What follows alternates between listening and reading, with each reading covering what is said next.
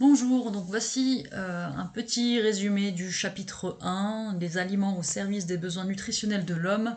Donc qu'est-ce qu'il faut retenir de ce chapitre? Donc nous allons commencer par les aliments de l'homme. Donc en introduction, nous avions dit que l'homme était hétérotrophe. C'est-à-dire qu'il se nourrit de matière organique déjà élaborée par d'autres êtres vivants. Donc ces autres êtres vivants peuvent être par exemple des animaux ou des végétaux. Et donc, à contrario, on va avoir les végétaux qui sont autotrophes. Donc, eux produisent leur matière organique à partir de matières minérales, donc grâce au processus de photosynthèse, donc qu'on verra en détail dans un autre chapitre.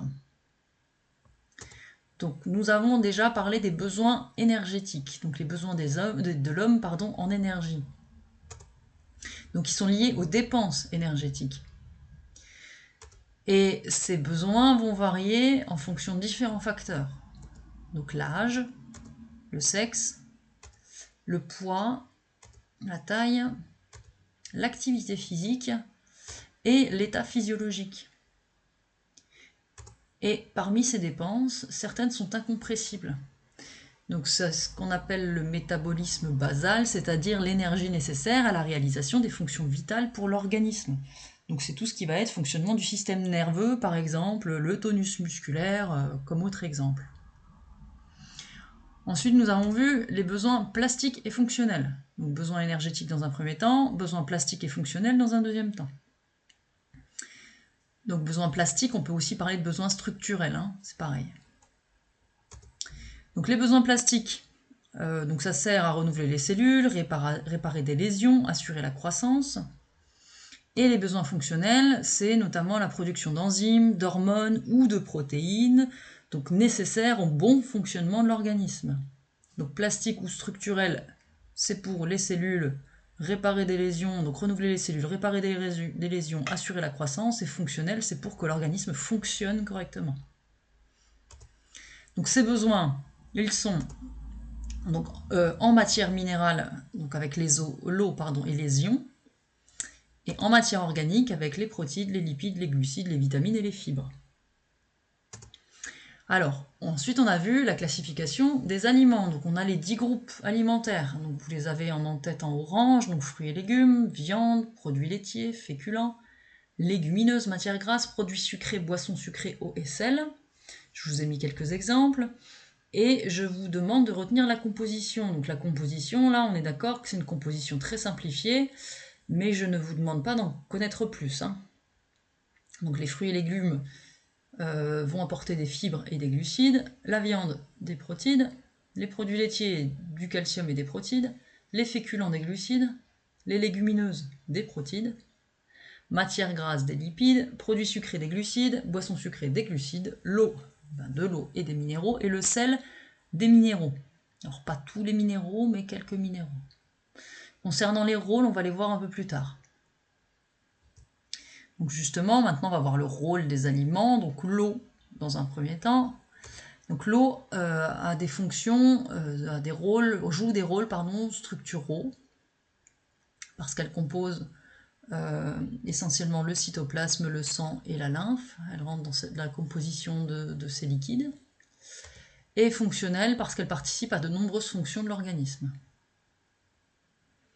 Ensuite, on a vu les macronutriments. Donc macronutriments, on aura les protides.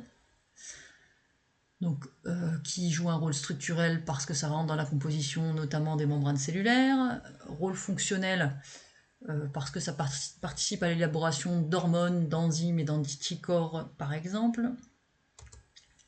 Les lipides jouent des rôles énergétiques parce que c'est un stock d'énergie, structurel, ça rentre dans la composition des membranes cellulaires, et fonctionnel parce que grâce aux lipides peuvent être produites des hormones stéroïdes, donc les hormones sexuelles. Et enfin, les glucides vont avoir un rôle énergétique parce que c'est la molécule énergétique principale qui rentre dans la réaction de respiration, qui permet la production d'énergie. Et enfin, structurel parce que au niveau des membranes cellulaires, nous allons trouver des glycoprotéines, donc des molécules composées de protides et de glucides. Donc notre tableau, on le reprend et nous allons seulement donc reprendre en fait les différents rôles en lien avec la composition des aliments. Donc pour les fruits et légumes, nous aurons des rôles énergétiques, structurels, fonctionnels. Pour la viande, structurels, fonctionnels. Produits laitiers, structurels, fonctionnels. Les féculents, énergétiques et structurels. Les légumineuses, structurelles et fonctionnelles. Les matières grasses, énergétiques, structurelles, fonctionnelles. Les produits laitiers, énergétiques, structurels. Les boissons sucrées, énergétiques, structurelles. L'eau, structurelle et fonctionnelle. Et enfin le sel, uniquement fonctionnel. On a fait également une petite intro à la biochimie, donc quelque chose d'assez simplifié. Donc on a seulement noté que les protides se classent en monomères et polymères. Donc monomères, les plus petites molécules protidiques, ce sont les acides aminés. Et les polymères, on va trouver de plus grosses molécules, donc comme les peptides ou les protéines. Donc les peptides et les protéines sont composés d'acides aminés. Pour les glucides, ils se classent en monomères également, qu'on appelle des oses, et en polymères, où on aura les diholosides et les polyholosides. Donc diholosides, polyholosides sont composés d'oses. Donc pour simplifier, nous avons les monomères d'un côté, donc ce sont des petites molécules, et de l'autre côté, nous avons les polymères. Donc ce sont des molécules qui sont... donc c'est des monomères en fait, qui sont assemblés grâce à des liaisons de covalence. Donc pour passer de monomère à polymère, nous avons ce qu'on appelle la polymérisation. Donc monomère, polymère, polymérisation. Et pour passer des polymères aux monomères, nous avons l'hydrolyse qui se passe lors de la digestion grâce aux enzymes, donc enzymes digestives. Ensuite, nous allons évoquer les micronutriments. Donc, dans les micronutriments, nous allons avoir les vitamines qui ont principalement un rôle fonctionnel. Nous avons deux catégories de vitamines, les liposolubles, donc solubles dans les graisses, donc ADEK, et les hydrosolubles, solubles dans l'eau, vitamine C, vitamine B9, B12 par exemple. Et nous avons les minéraux qui ont un rôle structural et fonctionnel. Donc ces minéraux qui peuvent, s'ils sont ingérés en trop faible quantité, ça peut provoquer des maladies de carence. Donc en conclusion, donc là en fait cette conclusion ça va être un résumé de ce qu'on vient de dire. Donc ce qu'il faut retenir c'est que nos besoins énergétiques varient en fonction de l'âge, du sexe, de l'activité physique, etc. Les besoins structuraux sont liés au renouvellement des cellules, la croissance, la réparation des tissus. Les besoins fonctionnels sont liés au bon fonctionnement de l'organisme. Nous allons avoir de la matière organique, donc glucides, lipides, protides, fibres et vitamines, et de la matière minérale, ion eau. Donc cette matière organique et cette matière minérale, c'est ce dont l'homme a besoin dans son alimentation.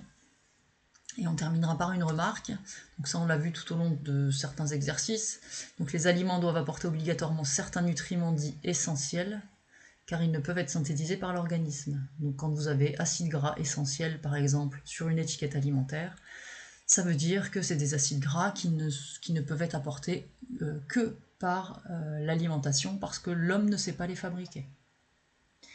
Alors je vous souhaite bon courage, et puis je vous dis à bientôt. Bonne journée.